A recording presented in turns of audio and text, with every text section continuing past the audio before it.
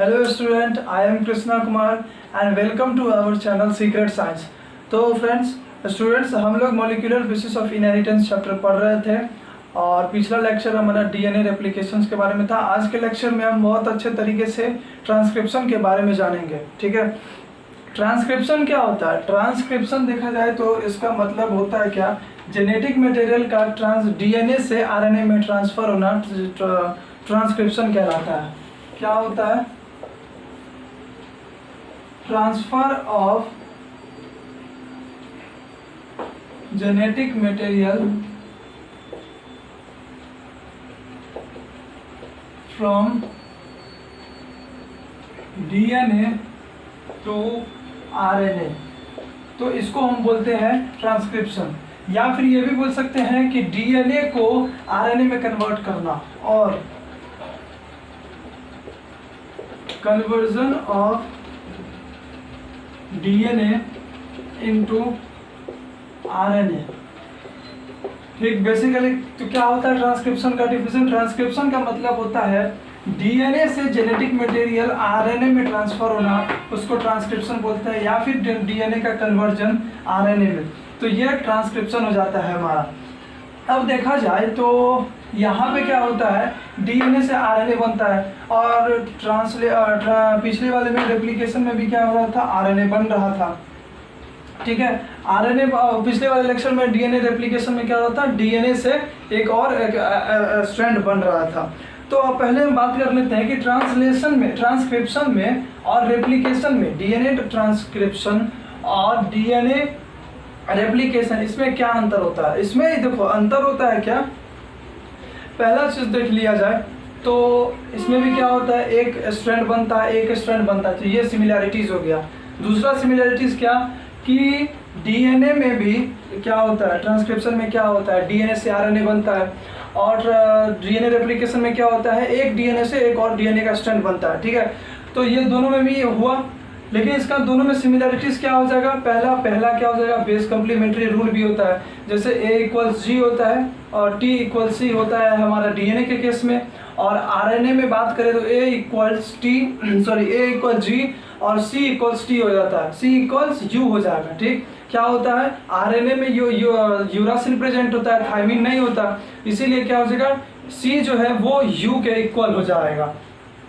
ठीक, तो ये हमारा कुछ सिमिलैरिटीज था, ये समझ गए।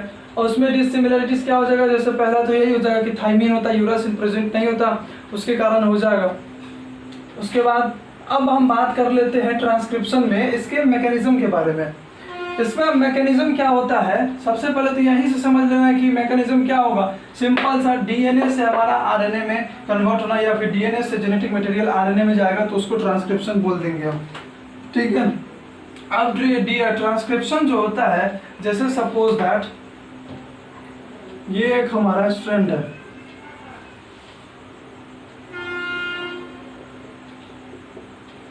ये हमारा एक स्ट्रैंड है डीएनए का, ये 5' से 3' और ये 3' से 5', ये स्ट्रैंड है। अगर इसको ट्रांसक्रिप्शन में भेजेंगे तो क्या होगा, एक आरएनए बन करके 5' से 3', जब ये ट्रांसक्रिप्शन में जाएगा तब ये एक आरएनए यहाँ पे बन जाएगा हमारा। तो इसका प्रोसीड्यूर क्या होता है, इसका प्रोसीड्यूर मैकेनिज्म अब पढ़ते हैं। तो सबसे पहले ट्रांसक्रिप्शन में ट्रांसक्रिप्शन का यूनिट होता है, ट्रांसक्रिप्शन यूनिट। ये ट्रांसक्रिप्शन यूनिट हमको बताता है कि पहला प्रोसेस क्या होगा और उस प्रोसेस के अंदर में क्या होता है। तो पहला प्रोसेस हमारा होता है प्रोमोटर, दूसरा प्रोसेस होता है स्ट्रक्चरल जीन,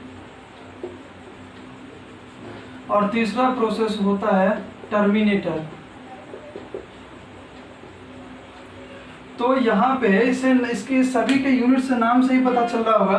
प्रोमोटर का काम क्या होता है कि ट्रांसक्रिप्शन को प्रमोट करेगा, मतलब यहाँ से ये स्टार्ट होगा। उसके बाद दूसरा क्या होगा, स्ट्रक्चरल जीन। तीसरा क्या होगा, टर्मिनेटर। प्रोमोटर का मतलब क्या होगा, स्टार्ट करेगा, टर्मिनेटर का मतलब खत्म करेगा। और ये स्ट्रक्चरल जीन का मतलब क्या होगा, तो ट्रांसक्रिप्शन में जो पूरा खेल होता है वो स्ट्रक्चरल जीन पे ही होता है। तो अब चलो इसके मैकेनिज्म के बारे में, पूरा स्ट्रक्चरल जीन पे हम बात करते हैं। ठीक है, तो अब हम बात कर लेते हैं इसके मैकेनिज्म के बारे में, ट्रांसक्रिप्शन के पूरे मैकेनिज्म के बारे में। सबसे पहले हम जान लेते हैं क्या हो रहा था। डीएनए रेप्लिकेशन में टोटल 7 एंजाइम्स प्रेजेंट है। डीएनए रेप्लिकेशन में टोटल 7 एंजाइम प्रेजेंट था। तो यहाँ पे भी जो ट्रांसक्रिप्शन होगा, डीएनए से आरएनए बनेगा, वो भी क्या होगा, एक एंजाइम के हेल्प से। तो वो एंजाइम होगा, वो कौन सा होगा, वो होगा डीएनए डिपेंडेंट आरएनए पॉलीमेरेज। यहाँ कौन सा होगा, DNA dependent RNA polymerase. Enzyme DNA dependent RNA polymerase क्या करेगा, ट्रांसक्रिप्शन को प्रोसेस को आगे बढ़ाएगा, या फिर हम बोले तो स्ट्रक्चरल जीन को कैटालाइज करने वाला कौन सा एंजाइम है, तो DNA dependent RNA polymerase enzyme, RNA polymerase second वाला होगा। ठीक है, अब क्या करते हैं, अब हम बात करते हैं ट्रांसक्रिप्शन क्या प्रोकैरियोट्स में क्या होता है। देखो प्रोकैरियोट्स और यूकैरियोट्स में बेसिकली पूरा सिमिलर होता है। ट्रांसक्रिप्शन का प्रोसेस प्रोकैरियोट्स और यूकैरियोट्स में पूरा सिमिलर होता है। लास्ट में एक चीज जाकर के आरएनए प्रोसेसिंग होता है, जो कि प्रोकैरियोट्स में एब्सेंट होता है, और आगे बस एक जो हमारा आएगा आरएनए प्रोसेसिंग, वो हम यूकैरियोट्स में करेंगे।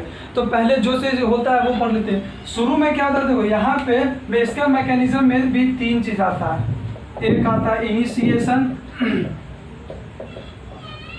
दूसरा आता है स्ट्रक्चरल जीन, और तीसरा आएगा टर्मिनेटर।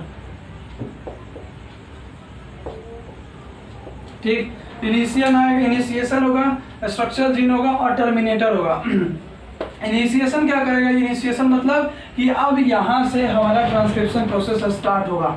तो क्या होगा, यहाँ से हमारा प्रोसेस स्टार्ट। सबसे पहला आएगा प्रोमोटर।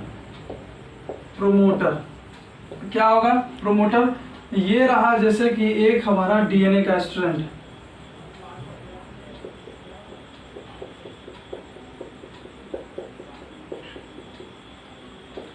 ये हमारा डीएनए का स्ट्रैंड है।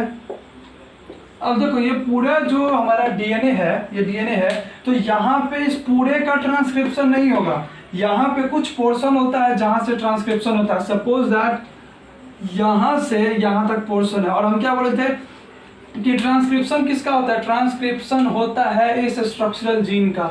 इस स्ट्रक्चरल जीन का ट्रांसक्रिप्शन होगा।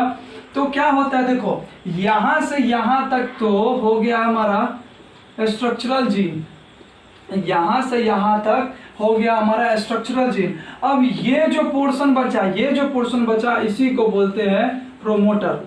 यहाँ इसको बोलते हैं हम प्रोमोटर, और ये जो हमारा पार्ट है इसको बोलेंगे स्ट्रक्चरल जीन। ठीक है, तो अब क्या होगा, एक चीज देखो, ये जो हमारा डीएनए का स्ट्रैंड है, इसमें 2 स्ट्रैंड होता है।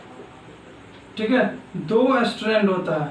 कौन कौन सा, एक स्ट्रैंड होता है 5' से 3' डायरेक्शन, एक स्ट्रैंड होता है 3' से 5' डायरेक्शन। तो जो स्ट्रैंड 5' से 3' डायरेक्शन में होता है उसको हम लोग बोलते हैं कोडिंग स्ट्रैंड, कोडिंग स्ट्रैंड। और जो स्ट्रैंड 3' से 5' डायरेक्शन में होता है इसको बोलते हैं टेम्पलेट स्ट्रैंड, टेम्पलेट स्ट्रैंड। ठीक है, तो 2 तरह का हो गया स्ट्रैंड।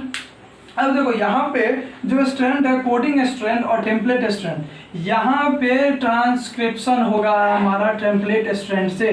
कोडिंग स्ट्रैंड से कभी भी ट्रांसक्रिप्शन नहीं होता है, टेम्पलेट स्ट्रैंड से ट्रांसक्रिप्शन होता है, एक ही से होता है। ठीक है, तो अब सबसे पहले क्वेश्चन अराइज होता है कि ऐसा क्यों होता है कि टेम्पलेट स्ट्रैंड से ही हमारा ट्रांसक्रिप्शन स्टार्ट होगा और ये जो कोडिंग स्ट्रैंड से वो से नहीं होगा, या फिर दोनों से क्यों से नहीं हो सकता है, क्यों कोडिंग स्ट्रैंड और टेम्पलेट स्ट्रैंड ट्रांसक्रिप्शन प्रेफर कर सकता है।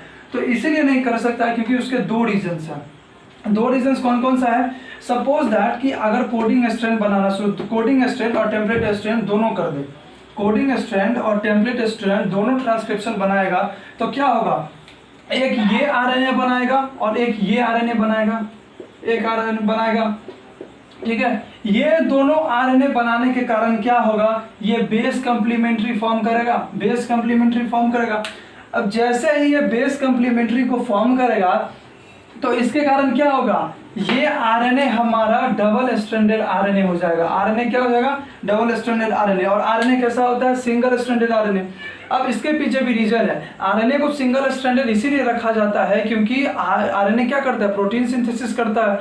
तो प्रोटीन सिंथेसिस आरएनए नहीं करता, आरएनए बस एक मीडियम है। आरएनए पे राइबोसोम होता है वो करता है। तो ये राइबोसोम कैसे आएगा, तो वो सिर्फ और सिर्फ सिंगल स्ट्रैंडेड आरएनए पे जाता है। तो अब ये डबल स्ट्रैंडेड आरएनए हो गया, तो इस पे अब राइबोसोम जाएगा नहीं और प्रोटीन सिंथेसिस हो नहीं पाएगा। इसीलिए कोडिंग स्ट्रैंड सिर्फ और सिर्फ टेम्पलेट स्ट्रैंड करता है, कोडिंग स्ट्रैंड रेप्लिकेशन दोनों का दोनों नहीं करता। दूसरा रीजन है कि अगर ये भी कोडिंग स्ट्रैंड और टेम्पलेट स्ट्रैंड दोनों का दोनों अगर हमारा ट्रांसक्रिप्शन करना शुरू कर देगा तो क्या क्या हो जाएगा, देखो ये अपना जेनेटिक कोड बनाएगा, ये अपना जेनेटिक कोड बनाएगा। इस दोनों के बनने का कारण क्या होगा, दोनों अलग अलग जेनेटिक कोड बन जाएगा। अलग अलग कोड होने के कारण दोनों अलग अलग एक्सप्रेशन दिखाएगा, मतलब दोनों अलग अलग प्रोटीन दिखाएगा और इसके कारण प्रोटीन मैकेनरी में बहुत ही प्रॉब्लम आ सकता है। इसीलिए क्या होता है कि सिर्फ और सिर्फ टेम्पलेट स्ट्रैंड काम करता है, टेम्पलेट स्ट्रैंड ट्रांसक्रिप्शन करता है, कोडिंग नहीं करता। ठीक है, ये हमारा रीजन हो गया। अब हम बात करते हैं कि प्रोमोटर में क्या हुआ। प्रोमोटर में क्या हो, ये रहा स्ट्रक्चरल जीन। इतने दूर के एरिया को स्ट्रक्चरल जीन बोलते हैं। स्ट्रक्चरल जीन का मतलब क्या होता है, स्ट्रक्चरल जीन होता है ये जहाँ पे हमारा प्रोमोटर प्रेजेंट होता है। स्ट्रक्चरल जीन वो लोकेशन होता है, वो साइट होता है डीएनए स्ट्रैंड का जहाँ पे हमारा प्रोमोटर प्रेजेंट होता है। और यहाँ पे दूसरा मेन इंपॉर्टेंट पॉइंट कि जो एंजाइम चाहिए कैटालाइज करने के लिए DNA dependent RNA polymerase second, वो इस साइट पे प्रेजेंट होता है, प्रोमोटर साइट पे प्रेजेंट होता है। ठीक है, तो ये हो गया स्ट्रक्चरल जीन। अब प्रोमोटर हो गया, मतलब यहाँ से स्टार्ट हो गया हमारा, इसीलिए इस प्रोसेस को बोलेंगे इनिशिएशन। तो इसमें क्या होता है, प्रोमोटर में इनिशिएशन में एक अब यहाँ पे DNA dependent RNA polymerase enzyme आएगा। और हमेशा याद रखना है कि DNA dependent RNA polymerase coding strand के 5' से 3' डायरेक्शन में जुड़ता है। 5' से 3' डायरेक्शन में प्रोमोटर जो है, प्रोमोटर क्या होगा, कोडिंग स्ट्रैंड के 5' से 3' डायरेक्शन में जुड़ेगा। और टर्मिनेटर जो होगा, टर्मिनेटर ये रहा टर्मिनेटर, ये 5' से 3' डायरेक्शन के को टेम्पलेट स्ट्रैंड से जुड़ेगा। ये हो गया। तो अब क्या होगा प्रोमोटर में, अब ट्रांसक्रिप्शन स्टार्ट होता है, इनिशिएट हुआ। ये रहा स्ट्रक्चरल जीन, इसका प्रोमोटर एरिया ये, स्ट्रक्चरल जीन ये। अब यहाँ पे क्या होगा, DNA dependent RNA polymerase second enzyme आ गया, इससे अटैच हो गया। और अटैच होने के बाद यहाँ ये जो एंजाइम है वो डायरेक्ट इससे अटैच नहीं हो सकता, तो इसीलिए इसमें एक फैक्टर होता है जिसको बोलते हैं सिग्मा फैक्टर। ये हमारा सिग्मा फैक्टर है जो कि हेल्प करता है DNA dependent RNA polymerase enzyme को इस प्रोमोटर से अटैच होने के लिए। तो सिग्मा फैक्टर क्या किया, सिग्मा फैक्टर इससे इसको अटैच करवा दिया, डीएनए स्ट्रैंड से अटैच करवा दिया।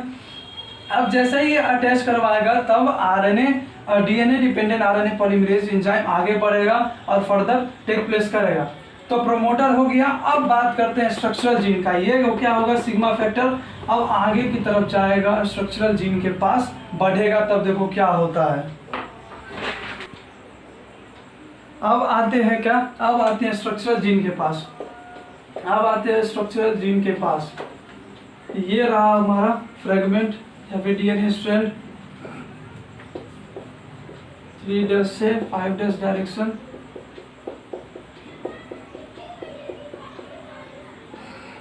ये हो गया। यहाँ पे क्या था, यहाँ पे हमारा ये DNA dependent RNA polymerase enzyme आ गया था, एक्ट कर गया था। और ये रहा हमारा स्ट्रक्चरल जीन, ये रहा स्ट्रक्चरल जीन का एरिया। ठीक, अब क्या होगा कि ये जो हमारा DNA dependent RNA polymerase enzyme है, यहाँ से हटकर अब ये पहुंचेगा स्ट्रक्चरल जीन के पास।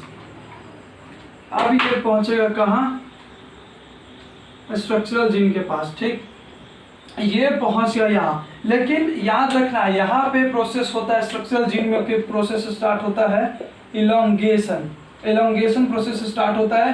तो यहाँ पे क्या होगा, यहाँ पे हमारा इलोंगेशन प्रोसेस में ये जो एंजाइम था, ये एंजाइम यहाँ पे आएगा। ठीक है, यहाँ पे आएगा, स्ट्रक्चरल जीन के एरिया में आएगा और इसको ये क्या कर देगा, देखो ये रहा, ठीक। सपोज क्या हो जाएगा 3 dash 5 dash direction, 5 dash 3 dash direction, ठीक। ये रहा हमारा स्ट्रक्चरल जीन, ये स्ट्रक्चरल जीन रहा। अब क्या होगा, यहाँ पे ये एंजाइम आएगा, यहाँ पे ये एंजाइम आएगा, देखो ये रहा मेरा, ऐसे हो जाएगा। और जब भी हमारा क्या होगा, इलोंगेशन प्रोसेस स्टार्ट होगा या फिर स्ट्रक्चरल जीन में, तो वो जो एंजाइम होगा वो पहुंचेगा स्ट्रक्चरल जीन पे। और कौन से, देखो प्रोमोटर क्या था, प्रोमोटर था कोडिंग स्ट्रैंड के 5 डैश से 3 डैश डायरेक्शन में पहुंचा था। अब जब कौन DNA dependent RNA polymerase enzyme पहुंचेगा पहुंचेगा स्ट्रक्चरल जीन के एरिया में, तब वो टेम्पलेट स्ट्रैंड के 3 डैश से 5 डैश पोजीशन पे आ जाएगा। तब ये आ जाएगा हमारा इस पोजीशन पे आ जाएगा। कौन से पोजीशन पे, टेम्पलेट स्ट्रैंड के 3 से 5 डैश डायरेक्शन में। इलोंगेशन में क्या होता है, इलोंगेशन में हमारा जो DNA dependent RNA polymerase enzyme होता है वो 3 डैश से 5 डैश के डायरेक्शन में, कौन से, टेम्पलेट स्ट्रैंड के 3 डैश से 5 डैश के डायरेक्शन में पहुंच जाता है और इसको इलोंगेट कर देता है, ठीक है। इलोंगेट जैसे ही किया तो देखो कोडिंग स्ट्रैंड पे पहले कोडिंग स्ट्रैंड पे एंजाइम था, लेकिन कोडिंग स्ट्रैंड तो बनाता नहीं है। कौन सा बनाता है, तो बनाता है हमारा टेम्पलेट स्ट्रैंड। तो टेम्पलेट स्ट्रैंड पे अब पहुंच गया, अब ये पहुंच गया टेम्पलेट स्ट्रैंड पे। तो अब यहाँ से देखो एक आरएनए 5 डैश से 3 डैश डायरेक्शन में एक आरएनए का फॉर्मेशन हो जाएगा। एक आरएनए यहाँ पे बन गया, ठीक है। प्रोमोटर में क्या हुआ था, प्रोमोटर में हमारा DNA dependent RNA polymerase enzyme आया, सिग्मा फैक्टर के हेल्प से इसमें अटैच हो गया। इलोंगेशन में क्या हुआ, ये ट्रांसक्रिप्शन आगे स्ट्रक्चरल जीन में क्या हुआ, ये बढ़ा आगे। कहाँ बढ़ा, ये जो एंजाइम था वो टेम्पलेट स्ट्रैंड के 3 डैश से 5 डैश के डायरेक्शन में बढ़ा, क्योंकि टेम्पलेट स्ट्रैंड ही कोड होना है, टेम्पलेट स्ट्रैंड को ही ट्रांसक्रिप्ट होना है। यहाँ पे एक 5 डैश से 3 डैश डायरेक्शन वाला आरएनए को ट्रांसक्रिप्ट कर लिया, अब क्या होगा, अब देखो क्या होता है, ठीक। तो अब देखो अब क्या होगा, ये हमारा 5 डैश से 3 डैश डायरेक्शन, 3 डैश से 5 डैश डायरेक्शन, ये हो गया, ये एरिया हो गया। अब देखो हमारा स्ट्रक्चरल जीन था, स्ट्रक्चरल जीन ये रहा, ठीक है, ये रहा। अब जो यहाँ पे हमारा ये एंजाइम था, ठीक है, अब जो यहाँ पे हमारा एंजाइम था आरएनए 5 डैश से 3 डैश के डायरेक्शन में, तो इसको क्या होना है, अब यहाँ से टर्मिनेट करना है, मतलब हटना है। तो क्या होगा, अब यहाँ से हटने के लिए, मतलब इस एंजाइम को 3 डैश से 5 डैश स्ट्रैंड से डिटैच होने के लिए एक फैक्टर आएगा जिसको टर्मिनेटर फैक्टर बोलते हैं या फिर रो फैक्टर बोलते हैं। ये रो फैक्टर क्या करेगा, प्रोसेस को टर्मिनेट करेगा, मतलब कि टेम्पलेट स्ट्रैंड से इस आरएनए को क्या करेगा, डिटैच कर देगा। जैसे ही डिटैच करेगा तो यहाँ पे आकर के एक आरएनए का फॉर्मेशन होगा, और आरएनए का फॉर्मेशन हुआ मतलब डीएनए से अब हमारा आरएनए आकर के बन गया। तो ये तो ठीक है, ये होगा प्रोकैरियोट्स और यूकैरियोट्स। यहाँ पे दोनों में यहाँ तक का प्रोसेस सेम होगा, प्रोकैरियोट्स और यूकैरियोट्स में यहाँ तक का पूरा प्रोसेस सेम होगा, लेकिन लास्ट में क्या होता है, यूकैरियोट्स जो होता है वहाँ पे आता है आरएनए प्रोसेसिंग प्रोसेस। वहाँ पे आरएनए प्रोसेसिंग इसीलिए करना पड़ता है क्योंकि इसमें इंट्रॉन्स और एक्सॉन्स दो प्रेजेंट होते हैं, दो चीज़ होता है।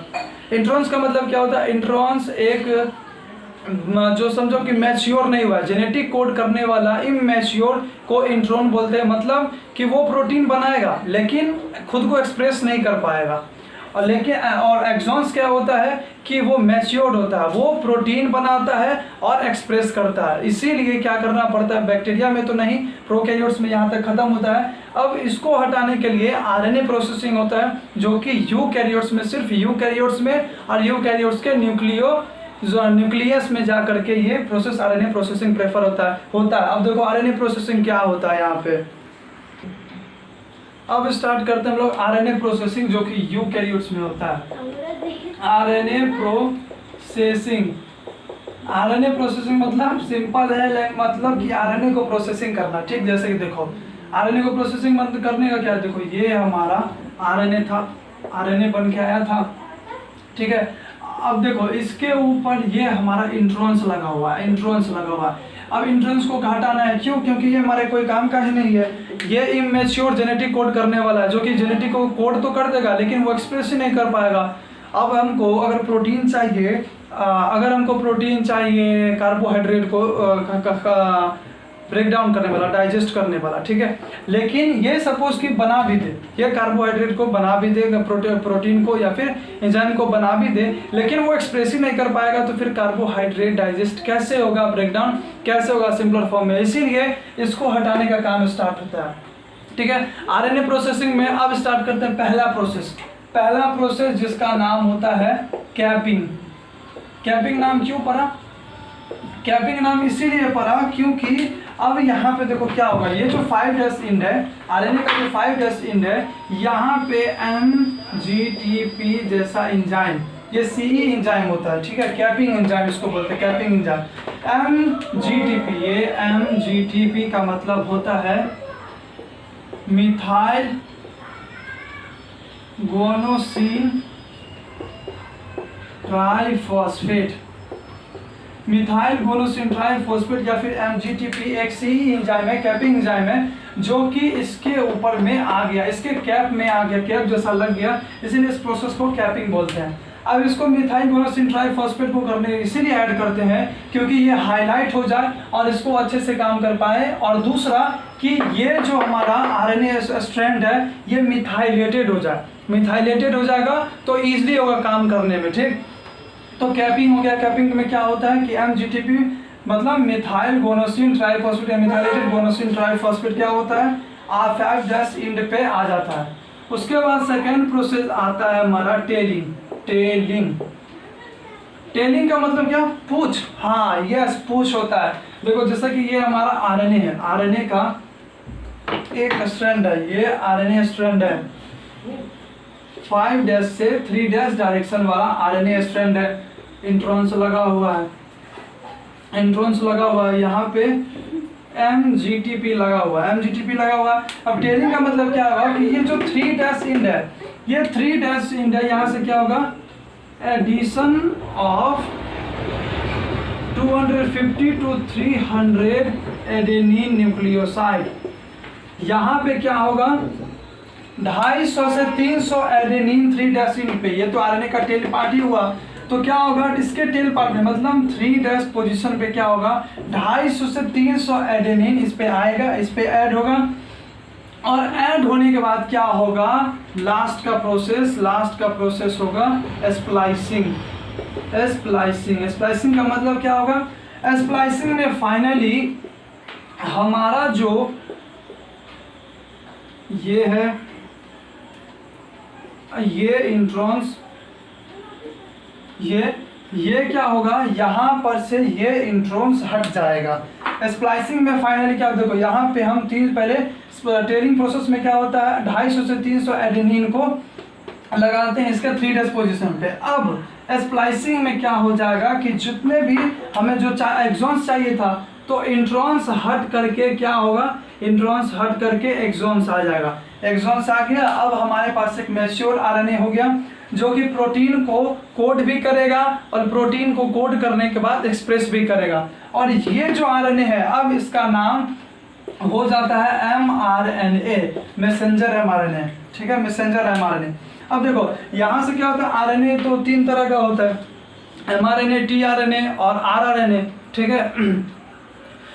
मैसेंजर आरएनए, tRNA का होता है ट्रांसफर आरएनए, और rRNA कौन सा होता है, तो राइबोसोमल आरएनए, ठीक। तो क्या होगा यहाँ पे ट्रांसक्रिप्शन में तो mRNA वहाँ से DNA से mRNA बन गया, लेकिन rRNA बनाना हो, tRNA बनाना हो, तब क्या करेंगे, तब सिंपल सा है, क्या करना है, एंजाइम्स को चेंज कर देंगे। जैसे इसमें हम यूज़ किए polymerase, DNA dependent RNA polymerase third को, ठीक है, सॉरी सेकेंड को, तो अगर tRNA बनाना होगा तो उस सेम प्रोसेस में बस DNA dependent RNA polymerase third को यूज़ करेंगे, और फर्स्ट वाले को अगर फर्स्ट वाला यूज़ करते हैं तो फिर हमारा DNA जो है वो rRNA में आकर के कन्वर्ट हो जाता है।